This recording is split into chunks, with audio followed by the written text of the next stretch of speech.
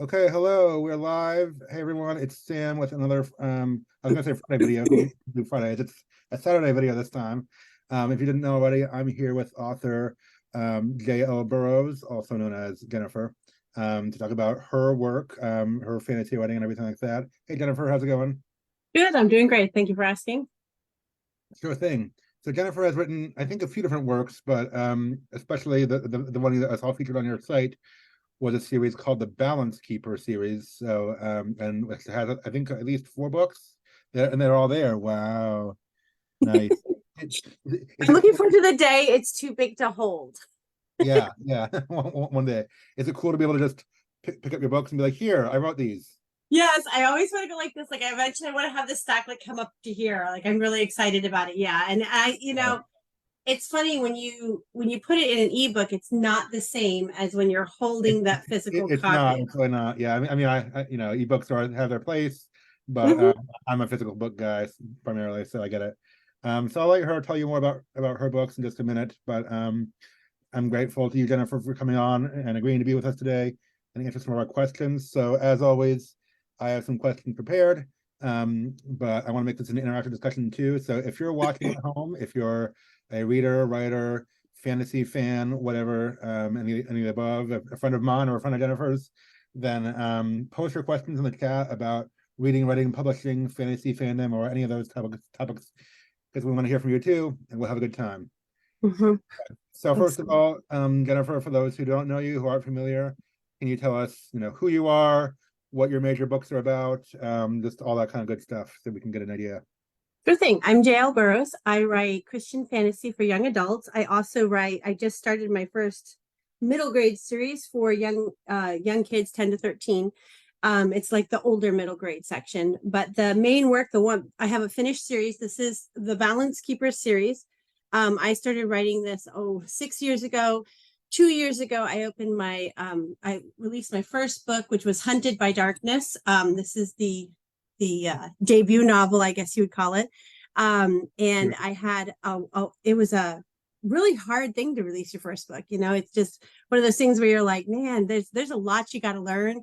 I'm an indie author, and so what that means is I was very involved in the cover design, in the editing, in the like every aspect. I was in charge of that, and so this was a huge book of discovery. After that, I wrote probably one of my favorite books ever, which is Rulers of Darkness. This is the second book in the series. And this one, what made me love it is I got to create hell, which I know sounds really funny, but there's a part where they go into hell to rescue somebody. And I had so much fun truly creating my own world and like trying to like imagine what this space would be that I'd already been told about in church, but just kind of, playing around with some ideas. And man, this one I had fun writing. I really enjoyed it. So Uh, this is like the next Dante's Inferno, basically. yeah, it was great. I mean, I really, really enjoyed it. And it does, I'm really good with like the middle to endings. That's kind of one of my strengths. And so it's like this like epic, like, oh my gosh, are we going to survive? And then I had this project. Now I'll tell you, when I started, I wrote books 1, 2, and 4, which were originally 1, 2, and 3. Okay. And then this came out of nowhere. I was talking with my cousin about human trafficking and how a lot of people don't really know um, the signs anymore. They've changed, like the things that you look out for. And so this one is all of it's a I don't touch the topic in a lot of graphic or detail, but it is about the way it's changed. And my cousin Joy, she works for Freedom 424, Oh, and awesome. so I know yeah, that.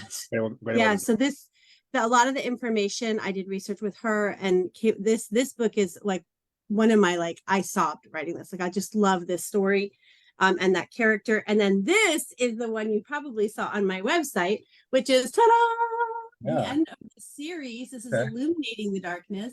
And I'll tell you again, just like the first book of the series and getting that first debut novel out, the last book was like there was just so much imposter syndrome and just like, can I actually wrap up a series? And so I have reader feedback that said it's the best book in the series and da da da. Although there is a lot of argument that between these two, but what a Right. lot of people really love this one, and a lot of people really love this one. So it's kind of like it just depends on who Sure. you are, But this one right here is the most recent. I just released the paperback of this. Oh dear, end of August, I think. Okay. beginning of Okay. September. So this is my most recent release. And it wraps up the whole series, and I'm very proud of it. It's really cool to be able to say I have a completed series. That's awesome. Yeah. So book four is the last one. Mm-hmm. Completed. In Okay. that series, I And have other that's you. places. You're still writing stuff. Yeah, I'll ask you about your other works too. That's awesome. That's a big accomplishment. And you did that all in like what you said. You said 6 years ago you started writing it, and you just take 2 Six years to start publishing it. That's right. 6 years Oh, ago, I started writing. What I did was I sat down, and my process is a little unusual, but I actually felt called by God to write, and so I told him no. I don't know if you know much about telling God things. It doesn't work out well. So I walked into school the next year. I was a middle school teacher at that time. And my principal was like, "You're going to teach creative writing. There's no curriculum." And I was like, "Okay, God, touche. You got me. All right." So I get into this sixth grade class, and we're like, "Hey, guys, how do you feel about writing books?" And they're like, "Wow, really?" I was like, "Yeah, you write about whatever you want. Let's pick a topic. Let's learn how to do this." And so I learned with my students how to write these novels, and I wrote Hunted in September. It took me 1 month. I'm a very fast writer. I wrote Rulers in November/December. Of course, that's holidays, so I'm not doing yeah. a whole lot of study. And then Illuminating, I wrote in like March. So it poured out of me very fast in Awesome. that year. Okay. Then I switched gears and I tried all these other things, and I tried writing science fiction, I tried writing this and that and all these other things. And then about 3 years later, after I'd written about 13 or 14 books, God was like, "You need to go back to number one, and you need to finish what I called you to finish." And so in the year or two before I published the first book in the series, I started to really have to dig into editing and like, what does it mean, and what are the things that I needed to learn, and what were my weaknesses, and how do I strengthen those, and then time to learn those things and get better at them. And then finally, then September, I think it was 21st, somewhere right around there, 2021 is book one. So a lot of people think that these are COVID books. These are not COVID books. Yeah, they're pre-COVID, but BC I think before COVID COVID. did kind of give me a kick in the pants. So Well, that did help. and for some of us, it gave us more time to write if we were staying home a lot. So Yeah. maybe so. That's awesome. Well, you've it sounds like you've done a lot in a short time. And you said 13 and 14. I imagine they're not all published yet, but No, not yet. but you've got a lot in the works, so that's great. Yeah. Well, congratulations to you. You are like living the author dream, and I mean, maybe not there yet, but you're doing your work. You're putting it out there, and people are liking it. Sounds like so. That's a big Yeah. step. That's awesome. Thank you. Yeah. It's encouraging to see other authors having success, or at least on the road to success. I mean, I'd say you're on the road and a little ways down it, maybe a long ways down it compared to some of us. So that's great. I appreciate that. Yeah, it's been a real journey, and I there's one thing. If anyone was to say, like, what is one thing that has got you from word one to where you are now, I would say it's perseverance. Just keeping on. And I'll talk a little bit about that later, I think. But that concept of perseverance, because there were so many times where I was like, why am I doing this? No one's listening. No one hears me. Do I even have anything worth saying? Imposter syndrome, which I think a lot of us face that. I think, yeah. But everyone says, being a writer these days is playing the long game. It's not just writing a however many word novel, which is a big accomplishment in itself, but it's also, making it good, publishing it, all that stuff. So and committing to learning. I mean, a lot of people come to the table thinking, I have this, I'm going to give this. And a lot of times it's like, right, and that's great, but that's one slice of the whole pie. And there's so many other aspects that you have to learn about. Like for me, that was cover design. I was like, I want nothing to do with that. I don't even look at covers when I buy a book. I read the blurb. Okay, that's what sells it to me. Like everybody's like, that first sentence. I'm like, I don't read the first sentence. I read the blurb. If that decides, I'll give it 2 chapters before I'm like, okay, no. So yeah, but I'm a little bit older than today's society. So there you go. I'm not young and hip anymore. Well, I was never hip. I'm not young anymore, but anyway. How did you get interested in writing fantasy in the first place? Like why fantasy? So one of my greatest influences when I was younger, like the books that stuck with me the longest, were by Frank Peretti. It's This Present Darkness and Piercing the Darkness. I read those. You read them too? I know of them. I don't think I read them all, but I know Frank Peretti. Yeah. Yeah, well, he writes very graphically, and he incorporates spiritual warfare Mhm. into the world around us. And that stuck with me. I mean, it stuck with me to the point where, like, everywhere I went, I thought about that spiritual warfare going on in the background. And so when I got a chance, when it God laid it on my heart to write something, I wanted to write about that, because I feel like, so as a teacher, I teach 16-year-olds, and a lot of times I can't talk to them about the solution. The solution is Jesus. What's wrong with our world today?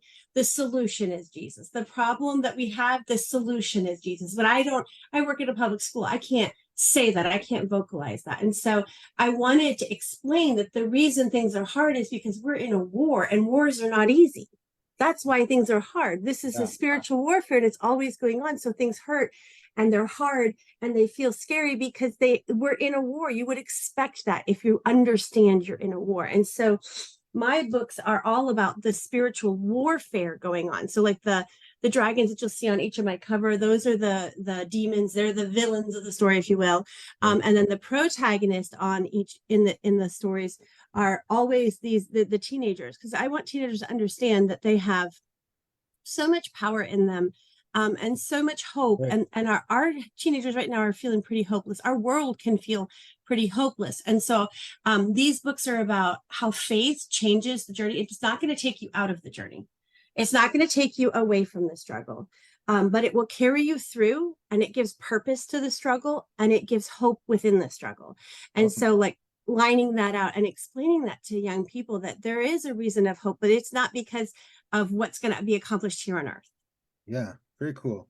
Yeah, I know that there's a famous quote. I think it might have been Chesterton, or maybe it was him quoting someone else. But I mean, he's speaking even of children, not necessarily teenagers, but like children don't need to know that dragons are real. They need to know that dragons can be beaten, and that's why we tell these stories of you know epic heroes overcoming evil. And I mean, I have a 3-year-old at home, so I'm trying to tell him stories like that. But I'm a former teacher also. I was telling you before we went live, and my wife still teaches middle schoolers, and yeah, and I'm also a former teenager. So Aren't so we all? yeah. So I understand. No, it is they need hope. They need encouragement, definitely. So Yeah, that's a noble calling, is what you're doing. Yeah, thank you. yeah, very good. What about okay? You mentioned Frank Peretti. What other authors have inspired you, or either fantasy authors or anyone? Is there anyone you've either consciously or unconsciously kind of emulated, or let So influence you in your writing? I absolutely adore Dean Koontz. Now, I will tell you, he's not a Christian author.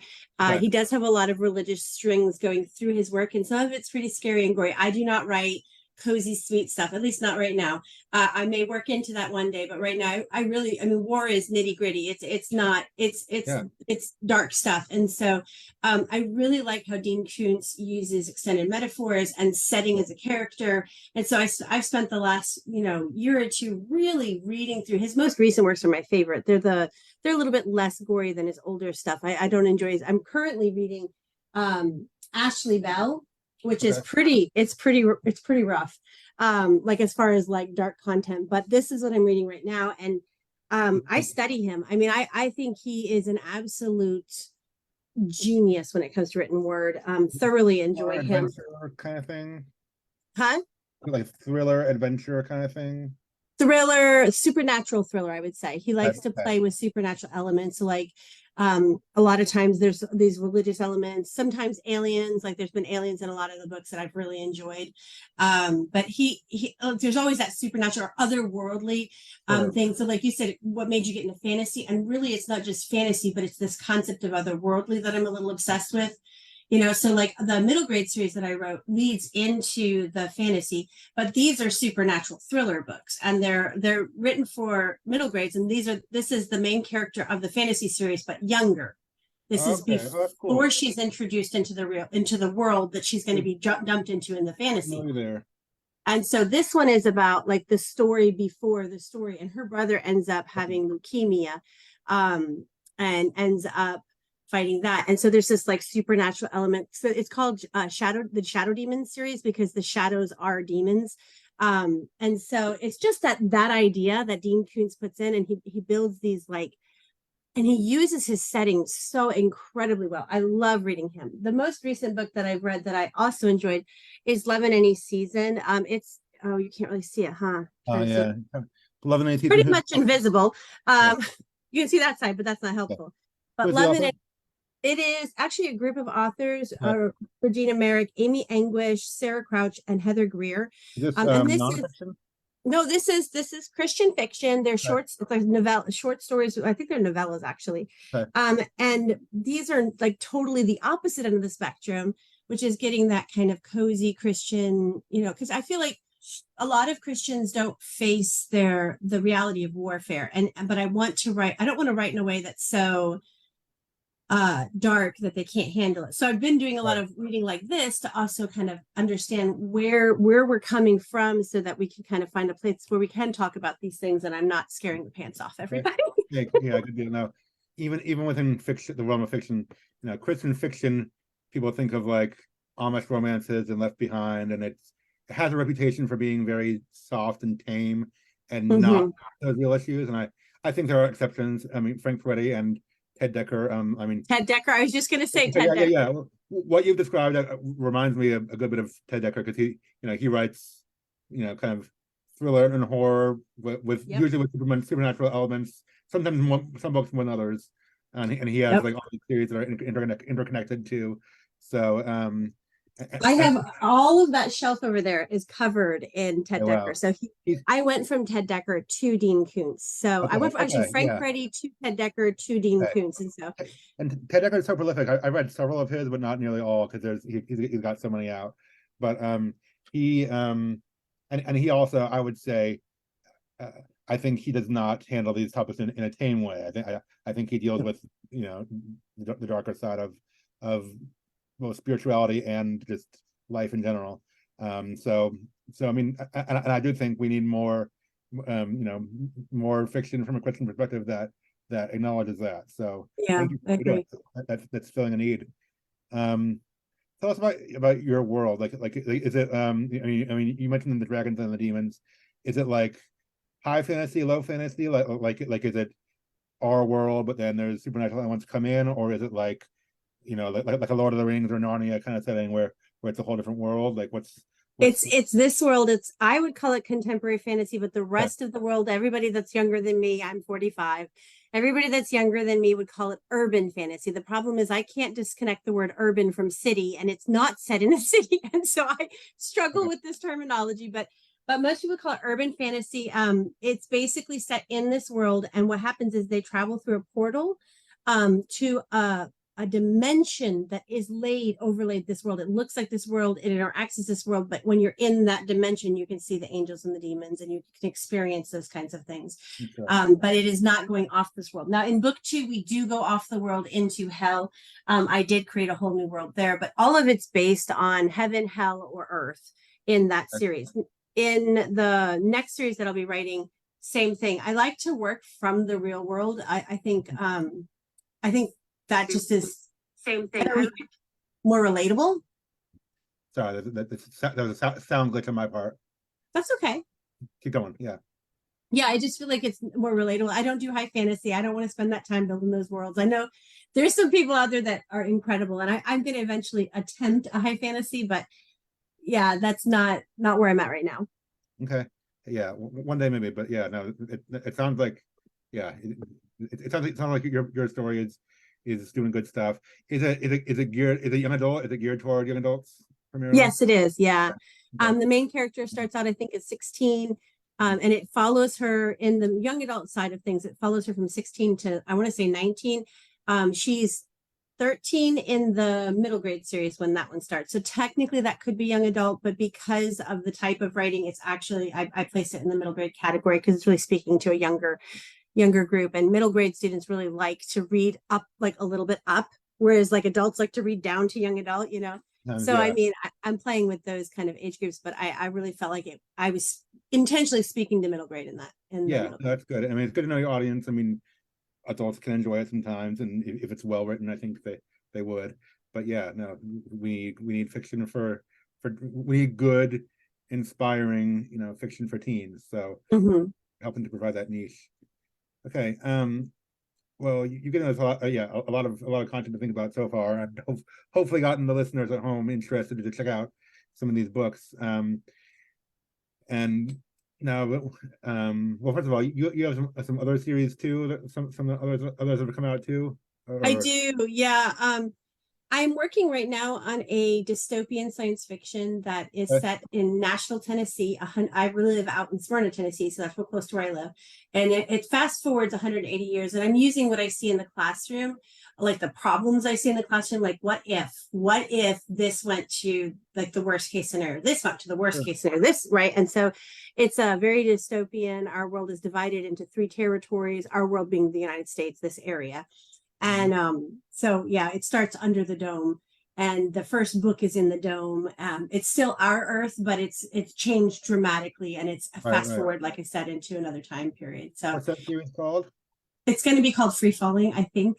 Okay, have you has it come out yet, or No. This is upcoming. This is okay? fresh. It's in the press right now. Like I'm typing it as we. So is the Balance Keeper the only one out so far? Balance Keepers, and then also the first book in the Shadow Demon series In the is Shadow out. Demon, which is connected to that same world. Okay. And then I also have Invading the Darkness, which is my prequel novella. It's 5 short stories that introduce the story world. Okay. And it kind of goes between the middle grade series and the young adult series, so that it's kind of like the segue or the connective tissue between the two series. Very good. So for those who are interested, there's lots of content out there, and you're expanding this world. Cool. Yeah. I love the world. Like I love it. I love this writing this genre. It's fun. No, and that's something things are trending these days. We have, I mean, we're in the era of long fantasy series and like prequels and such, because people want more of their characters, and that's great. So cool. Okay, so whenever I ask people, well, I used to ask people what's the hardest part of the writing process, but pretty much everyone said find the time. And so and I mean, obviously you're busy. I mean, you said you're a fast writer, which is great, but you're a teacher. I've taught before. I know it's a full-time job, and and work comes home with you, especially when you're an English teacher, because you got a grade and stuff. You have family, I guess. I do. I have 2 kids. I have a son who's a freshman in college and a daughter who's a freshman in high school. I homeschool both. So when I come home from school, I start homeschooling right as I get home, right around 4:35, and then I homeschool from 5 to like 7. Dinner's in there somewhere, and then I usually don't start writing until either they're at their karate or they're at church on Wednesday night. So I have windows of time that I write, and they're very, very structured. I was gonna say, I mean, obviously you have, obviously you're not just sitting around doing nothing, and I mean, even though you're doing some great things, you're probably not, your books are probably not supporting your whole income. Not yet. Hopefully one day. One day. So it's like, so I mean, like all of us are on the journey, but you're a working mom, you're a teacher. How do you do it? How do you write not only one book but multiple books, and do everything else that entails in such a strict schedule? Well, I want to share a story about the most recent short story that I submitted. I actually just recently won the mystery category for a Clean Fiction Magazine short story contest that they had. Thank you. Yeah, Windows into the Multiverse. And I'll tell you the story. So my son's at college. We have 2 cars. He doesn't have his own car yet. He carpools with me. So he wanted to keep the car. My husband comes out to pick me up. It's Halloween. My daughter doesn't have a pumpkin to carve yet. And I'm like, no, we got to do this. It's traditional. This is what we've got to do. So when he didn't pick up the pumpkin, I was like, okay. So I drove from school to Publix. As I dropped them off, I was sitting in the Publix parking lot. I dictated the end, because I had already written like maybe 750 words of it. I dictated the end of that story right there sitting in the Publix parking lot, finished as they walked out of Publix with the pumpkin. I had still like an hour and maybe 30 minutes until the story was due. Went home. I don't know if you've ever worked with dictation, but it's messy. So it wouldn't be for me, I don't think. Well, and so then I dropped that into a Google Docs, cleaned it up, downloaded it as a Word file, and with 3 minutes to spare, sent it off to the contest, and found out 2 days later that I had won the mystery genre, which I was like, wow. But to answer your question, it is all about planning for me. I have and clear communication with friends and family. These are my three ways that I survive my life. One is I have a planner. I use a student planner because you know what? They are amazing. And I keep everything on my student planner. This really doesn't do clear well. There we go. Okay, yeah, I can kind Yeah. of see it. Yeah. Yeah, I do a student planner, and in it, I put in all the different things that I'm supposed to be doing so that I don't forget anything. And then I keep all of my notes that I want to make are going in like old school composition notebooks. Hey, I have tabs for different stories that I put if it it broke, in. don't fix it. Huh? If it ain't broke, don't fix it. Yeah, If it ain't broke, don't fix it, nothing right. wrong with old school. Yeah. So I keep all my notes in here. I keep my story plans in here.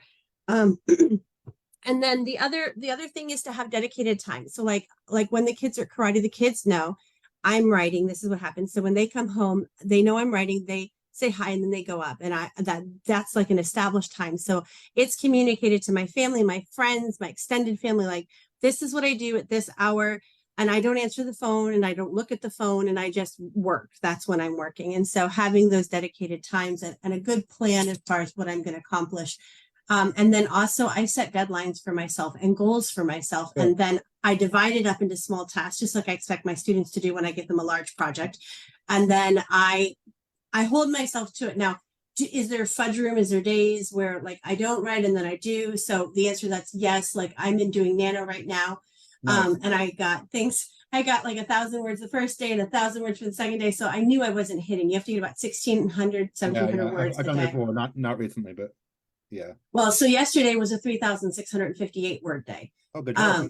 Yeah, so it's understanding there's got to be an ebb and flow. You gotta register that you're human, you're a person, and God designed you to have other needs, like go outside in the beautiful weather, enjoy the sunshine, walk your dog, love your kids, all of those kinds of things.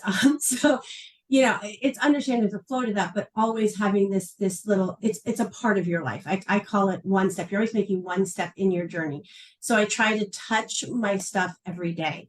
And that not judging what a touch looks like just allowing it to be a touch, allows me to accomplish a lot of things because I'm not putting on like, well, I need to do 1,500 words a day or whatever, and then holding myself to that becomes overwhelming. That becomes a burden instead of, okay, I just have to touch this. Maybe it's a word today. Maybe it's a sentence. Like one day I was feeling real down. I just found out that my dad has cancer. And I was just feeling like, that's a hard gut punch and a scary one. We don't really know where things are at right now or what's going on. You know what I did that day? I opened the document to what I was going to write. That was my one touch. Like it wasn't a big thing, but it was a huge step for me to just open the document and be like, this is where my document is. This is where I'm working. I put my highlighter on the first sentence. I was like, this is where I'll start tomorrow. You know what I'm saying? And so just having those little touches, each day and just knowing that I'm going to meet my writing, but I'm not going to make my writing king. God is king of my life and he's going to have demands on my life. And so just going and being present with that. Sometimes that means I'm just sitting there praying over my writing and I'm not actually writing, but I'm always coming to this spot where God has called me in my office to write these stories and saying, I am here. Yeah, very good. Well, thanks for sharing. That's a big balance, but no, we need that, and I'm glad you have that structure. No, that's how I get everything done too. I mean, I'm work full time. I'm a dad. I mean, even when it comes to my hobbies, like reading and stuff like that, I'm like, I have to structure it. I wish I could just read for hours all day like I used to. I can't anymore. Writing, same thing. If I want to get done, I give myself goals. Don't always meet them exactly, but I give myself goals. So well, and it's good to have goals and to understand that goals can be met, but they're not meant to be. Yeah, It's okay to let them guideline. Yeah. So it's just understanding. I feel like a lot of people treat goals like, well, if I don't meet the goal, what was the point in having it? The point in having it was that you are striving for something intentional. It's the intentionality. The point of a goal is not the goal so much as the intentionality of, I have decided this is what I'm going to pursue. And that changes your mindset and your psychology about that thing. Yeah, very good. No, I discovered that when I was trying to edit my novel to get it ready for querying. It was I was editing and I was kind of dragging my feet on it. I set myself some goals when I thought I would have it done. I didn't quite meet those goals, but I did get it done eventually. And now I'm in the querying stage. So you give yourself some grace, but also give yourself some structure. So that's good. Hey, I apologize. My Zoom gave me a notification that's gonna kick us off, which I thought I had. I thought I had the paid account where it would give us more than a free meeting, or like more than the 40-minute limit. But now it's and because I thought I could only stream to Facebook, which I'm doing with the paid account, but now it's saying it's going to kick us off. So if we get kicked off, then I apologize, and maybe we can come back on after that. But We can just start right back up. That's fine. yeah, okay. So I'll have to look at that because I haven't done that with anyone else that I've been having on. But That's okay. yeah, well, so if there's those watching at home, if there's an interruption in what we're doing, then come find us again, and we'll still come back with a live video on my page, Samuel and Harris. So okay, you talk about the challenge of finding time in there and finding just making the time for it. What about when it comes to actually the writing and editing process? Like, what's the hardest part for you of that process? Well, I'll tell you, it used to be the blank page. I really struggled with getting started and like just going. I was started out as a pantser, and I would sit down and I would have these epic images in my head that just kind of downloaded for the story. But then getting to like the beginning of things and getting to those epic scenes was very hard for me. And so I used to be that I would, I'm a teacher. I spend so much time grading papers that I didn't recognize this until later, but that when I'm looking at a page, my editor brain is on period, end of story. And so, and it's so strong. Like my editor brain has muscles. Like it's like, and so I had to actually get off the white page and dictate to be able to have the freedom of allowing my creative side to grow and to expand. And so the dictation actually was a humongous solution for me. It was weird at first. I didn't think I could do it. I was like, this is weird. And then I was like, wait a minute. I'm a teacher. Everything I do in the classroom is spoken. Like literally my job is speaking. That is what I do. I talk to people all of the time. They're younger, but they're people. I talk to them all the time and I teach them things. So it's crazy for me to think even for a second that I couldn't dictate. And so I stopped and I put that mindset aside and I said, okay, here we go. So then it became, how do I dictate? And so there were certain things that I have to have. I have a set of 5 things for each scene that I have to have. And I write those out and I hold it up on my computer, like it's all typed up and I have it on the computer. So I'll have my little card and I'm pacing, and you can see it's not very long from here to there. But I'm pacing back and forth in my office, dictating in my phone. Everybody probably thinks I sound insane and look insane, but you know what? It is what it is. It's my process. And I can get anywhere from, I don't know, I think it's 5,000 words in 20 minutes. Really? That's awesome. Yeah. It might be 40, but it's something like that. It's quite impressive. It's definitely taken me from what I could do before to now I can put a novel, like the first draft, between 14 days and 30 days, I can get done that first draft. That's awesome. That's a big deal. Yeah.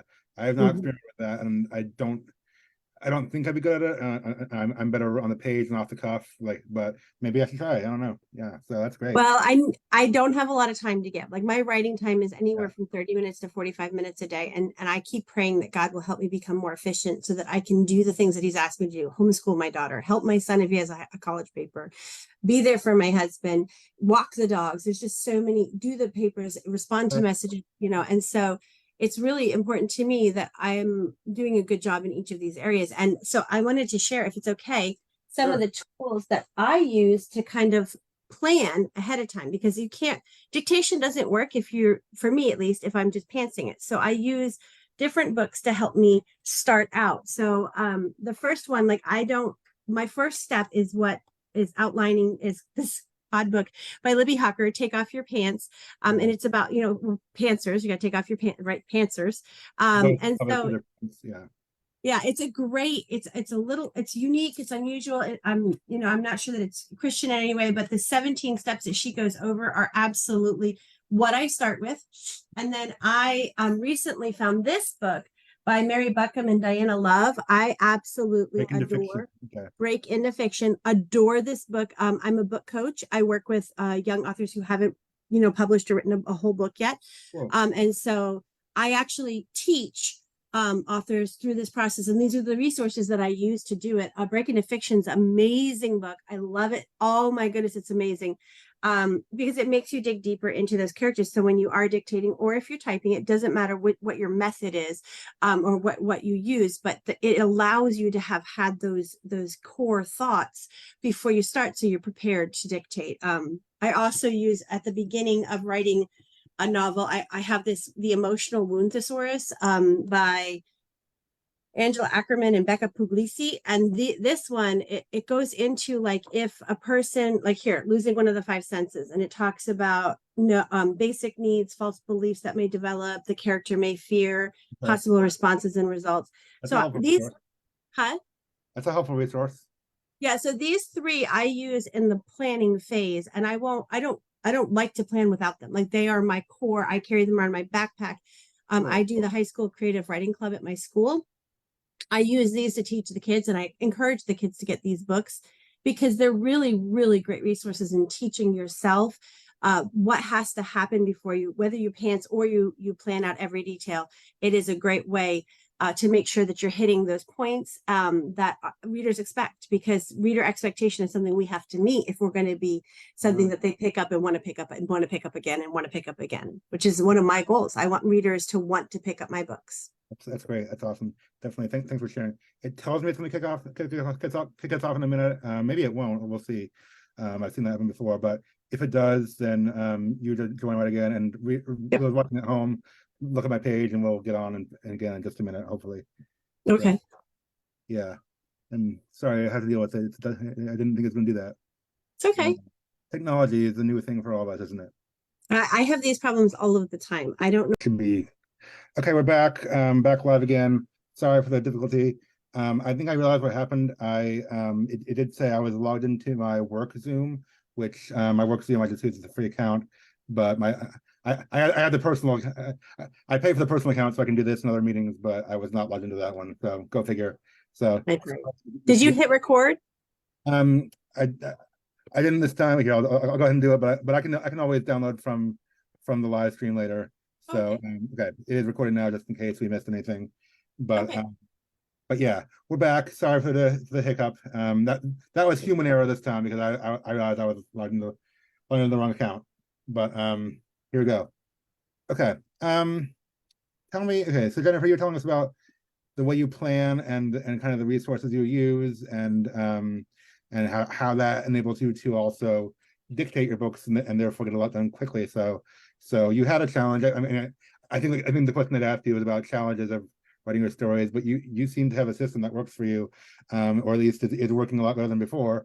And it seems like you've overcome that challenge. Is that right? Yeah, I think there's new challenges all the time. My new challenges are more in marketing than in writing. Although I'm exploring new genres, like I have a Christian romantic suspense that I'm planning to come out in 2026. I'm actually about challenges. I'm going to try and go hybrid. So this next series, Free Falling, that I want to put out, I'm actually going to put on submission to a couple of different smaller publishing houses. Cool. And I'm doing that because, life right now is really, I got a lot on my plate. My dad's sick. I want to be there for him if he needs me. My son's in college. I didn't recognize how much he was going to need me. But those college papers are daunting.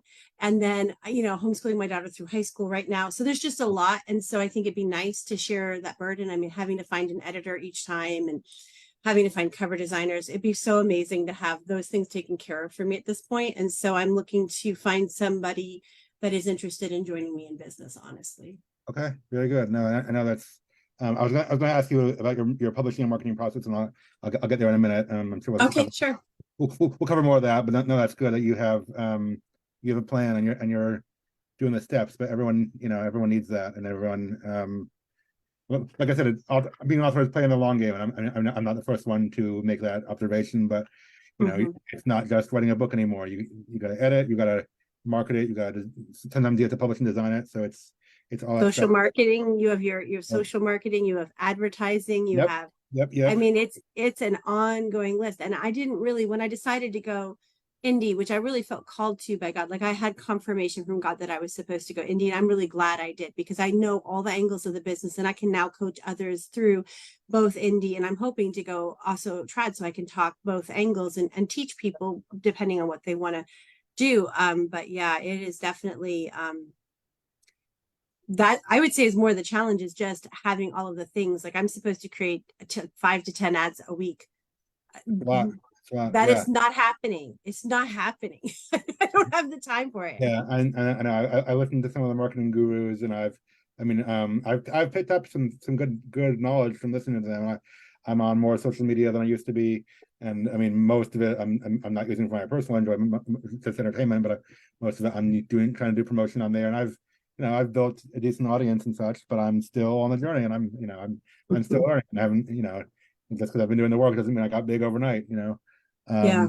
It's cool, but so I Well, get it. even the people, I suspect even the people that get big overnight, it's only overnight for the people who are seeing the person. They Yes, put that's in a right. lot of hours before that overnight Nine success. times out of 10, I'd say, or not, 99% of the time, whatever, that is true. That's true. So yeah.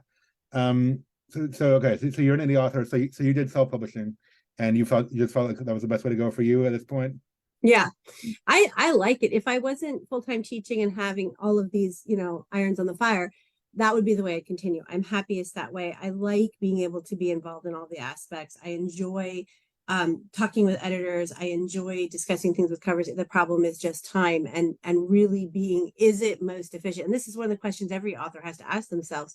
You know, where do I want to spend my time? Because time is your only actual finite resource. All of your other resources can be replenished, but you only have a certain amount of minutes. Like God says, he knows the date he made you and the date he's taken you. And so we really have to decide, like, what is the best place for my time right now? Like, how can I best use it? And that's the question I'm asking myself now, is like, I'm glad I know all these angles. It's going to change the conversation with a publishing company. It's going to change the conversation with other authors. I know these things now that wouldn't have known otherwise, but I recognize in myself, I need help, and it's not a bad thing.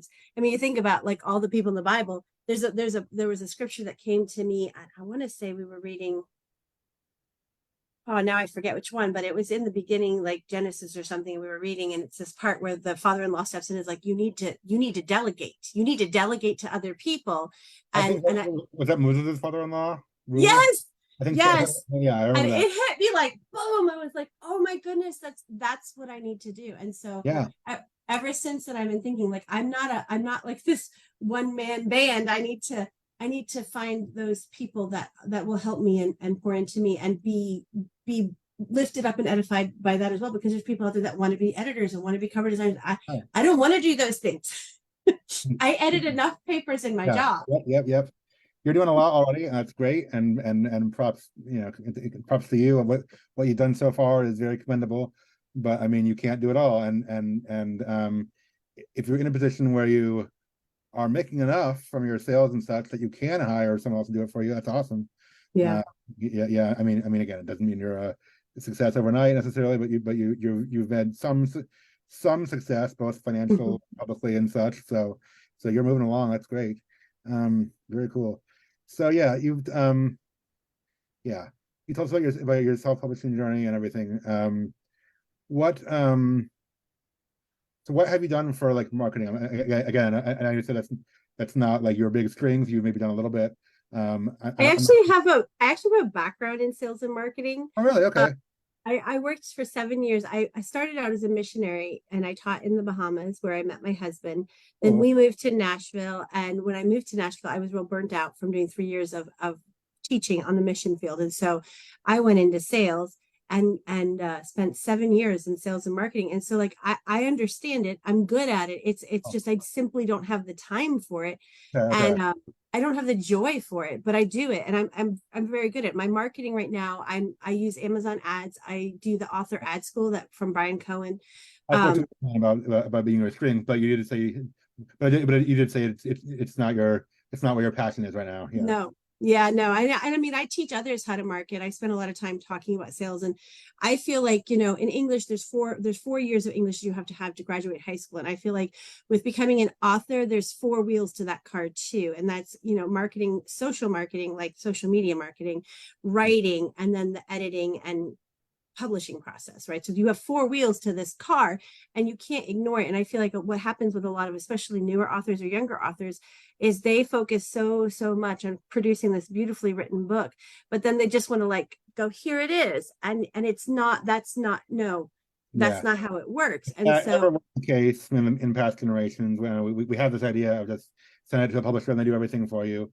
If that ever was the case, it's not anymore. Yeah. no, not at all. And you really, I mean, like the social media, like you have to come up with efficient, like I'm very active on social media. That is something I do even better than my advertising, just because writing an Amazon ad is just for me, but I'm getting better at just making myself do it. It's not that I can't, it's just that I don't want to, I just don't want to do it. I don't Yeah. want, I don't want to spend the time to do it. But I'm doing it, and author ad school has been very helpful in that. Also, I follow quite a few. Like you want to follow to get better at marketing. I think the best thing to do is to follow what other people do. So Sure. study what ads are showing up on your phone. Like one of the best pieces of advice somebody gave me when I started out a couple of years ago was, whenever you see an ad for a book show up on your phone, take a picture of it. Hmm. Take a screenshot of it. Good Look idea. at what people are doing and studying it, because it's what's actively working and it's what's out there, and it's, especially if you like it, like take a picture and then see what they did, how they Yeah. formatted it. I've started. I don't always take pictures, but now that I have maybe an introductory knowledge to marketing, I mean, even when I watch commercials and stuff, I'm like, okay, I can see what they're doing. They made me interested. So yeah, Mhm. yeah. But that's cool. What are some of the best marketing resources you recommend as a semi-expert? Or who do you listen to or follow? Just curious. Other than author ad school, I really like Mark Dawson's course. But, I want to buy it. I have not bought it yet. It's a lot of money, and I'm my plan is to save up between the last time it opened and this next time, which I think is January or February.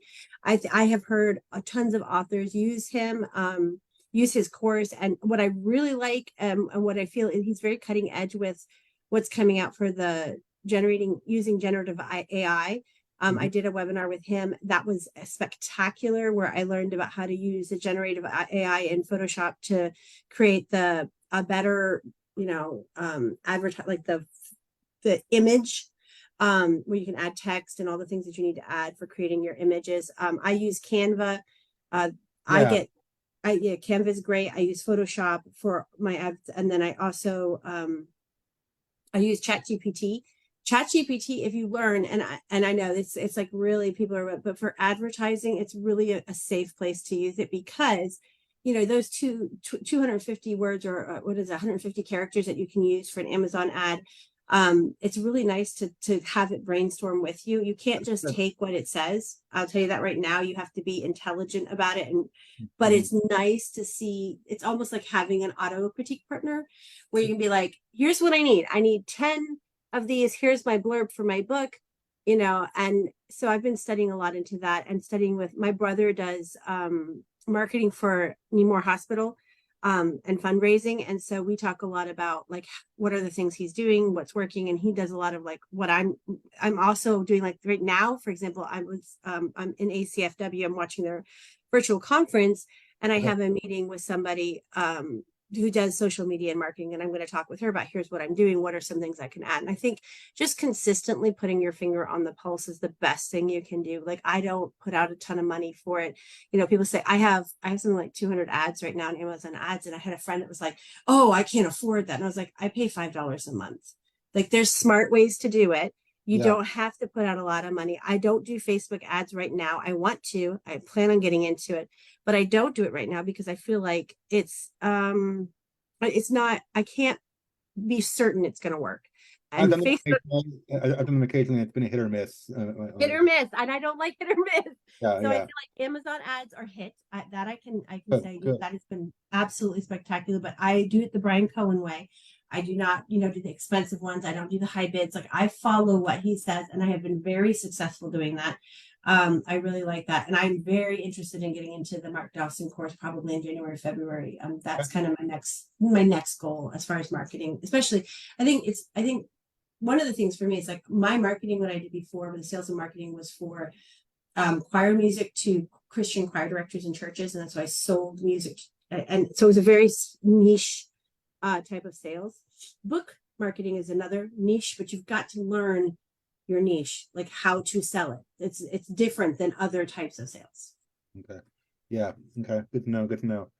Yeah. I'm taking this all in stride and trying to learn from it because I'm near the beginning of it. I mean, I've been building up a social media audience, but I'm still trying to get my first book out there, and so I have an audience, or at least a small one for when I do. But yeah, I'll need to know all these tips hopefully soon too. So we'll see. What others than social media are you on? Where can people follow you?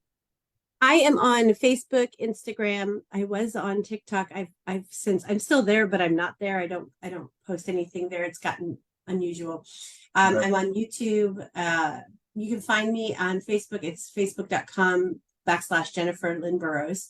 On Instagram, which is where I'm really working to build right now, which is instagram.com/JL Burrows author. And then my website where you can sign up for my newsletter, which is For More Fantasy is what I call it. But I've just recently revamped it, and I'm doing a segment. It's a segment of, I wonder if I have it written down on here. I need a cheat sheet. Yeah, like a letter from me. And then there's the writing corner where I go over resources like things I'm teaching and book coaching. So like different resources that I'm like, I have to have this. This is a good resource. I'm using this one. I'm researching this one now. I also put in there like what I've just read, with reviews of like what rating it was, what I thought of it, what I'm reading now, or like I'm also talking about what I'm doing next. So like this, I was talking about this interview in my newsletter, and then like right after this, I have a group. So I'm also I'm in charge of a group called Charis that I started in March, which is a Christian authors meetup group where we get together and we support one another in person here in Smyrna, Tennessee. And they're all coming over for a Thanksgiving lunch after this interview, and I'm really looking forward to it. We had something like that back in Virginia. We moved and we've tried to build it up again, and it was limited success. A few of us are meeting over Zoom, but it's not the same. But I'm glad you have an active in-person group. It's awesome.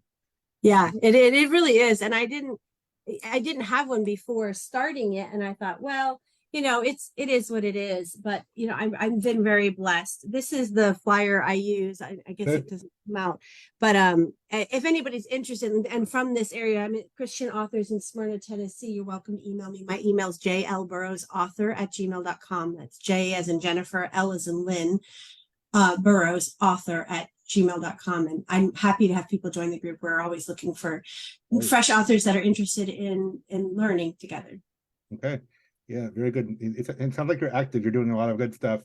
There's people who write a novel and just kind of try to put it and just kind of think that's it. But you're pursuing it. You're taking the steps to make it happen and getting the support you need. So that's awesome. I asked you earlier about challenges. If you could, in like a minute or two, since we're running short on time, tell us what are your biggest strengths, like your book or your writing or your series you got out so far. What's like the thing they do really, really well? Fight scenes, oddly enough, like big war scenes and things like that. My fight scenes are really tight. And then also I'm really strong from the middle to the ending of a book. Like the endings are really solid and good. And I really am very good at kind of hitting you with that resolution that you really crave. So I would say those are my strengths. Yeah. We often have books that start off interesting and then they can't pull it all together at the end, either books or series. That's good. And we need strong endings too. Yeah, I agree. Okay, so where are your books available if people want to check them out? Amazon, obviously. Amazon. You can also order them straight from me. If you order them from me, they come in a really cool package, and there's all kinds of gifts. Let me see if I can pull this off of here.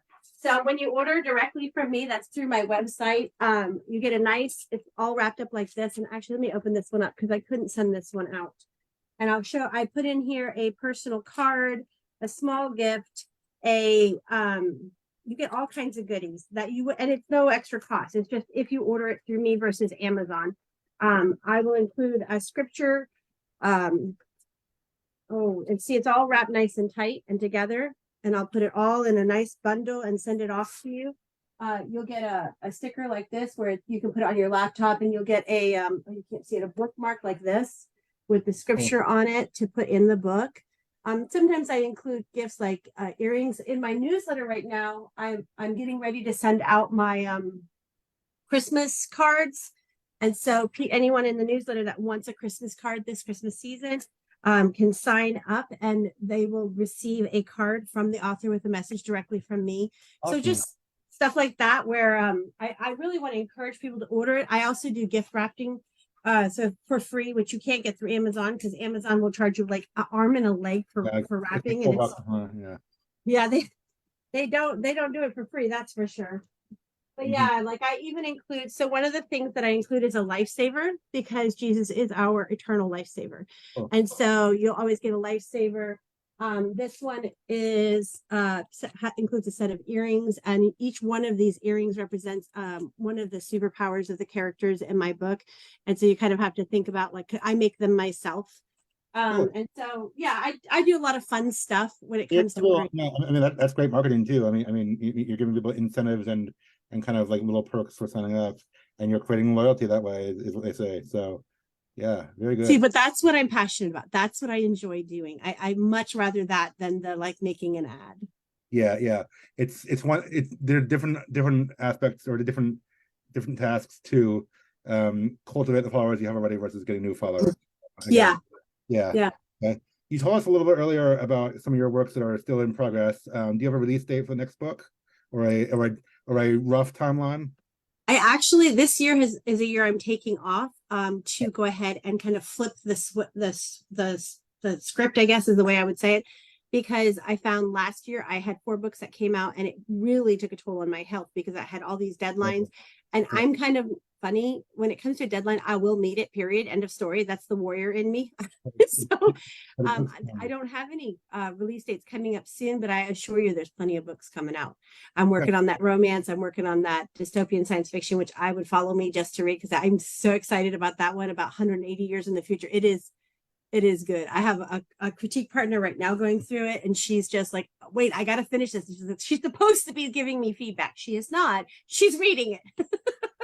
That sounds good. That sounds cool.